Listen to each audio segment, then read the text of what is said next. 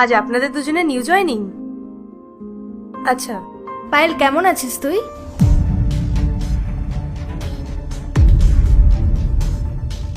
আমি ভালো আছি, তুই কেমন আছিস?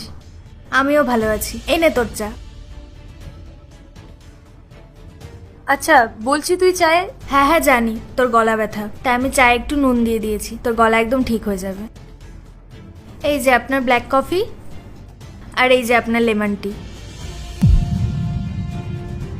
স্নেহা, ওনাদের সাথে পরিচয় কর। ওনারা আজকে নিউ জয়নিং করেছেন। উনি হচ্ছেন রাহুল, আর উনি মনোজ। আর আমি আপনাদের সাথে ওর পরিচয় করিয়ে দিই।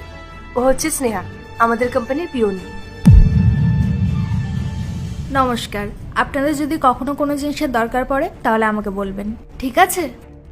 পায়েল, আজ আমি তোর কুককে বলে দিয়েছি তোর জন্য যেন খাবার না বানায়। কি বলতো, মা আজকে আলুর পরোটা বানিয়েছে, তো আমি মাকে বলেছি তোর জন্য যেন পাঠিয়ে দেয়।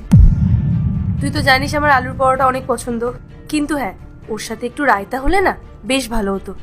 হ্যাঁ আমি জানি যে তোর আলুর পরোটার সাথে রায়তাও খুব পছন্দ, তাই আমি মাকে বলে দিয়েছি যাতে আলুর পরোটার সাথে মা রায়তাও পাঠিয়ে দেয়। ঠিক আছে, তুই যা, আমি লাঞ্চ ব্রেকে দেখা করছি তোর সাথে। আচ্ছা, আপনারা নিশ্চয়ই এই কোম্পানির রুলস অ্যান্ড রেগুলেশনস এর ব্যাপারে সব জেনে গেছেন।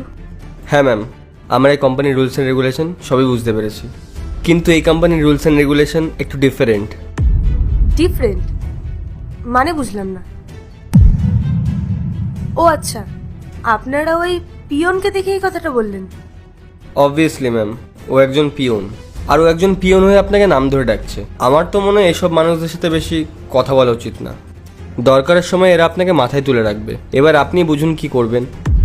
ও তো আমাকে শুধু নাম ধরেই ডেকেছে। আপনারা এর আগে কি কোথাও জব করেছেন?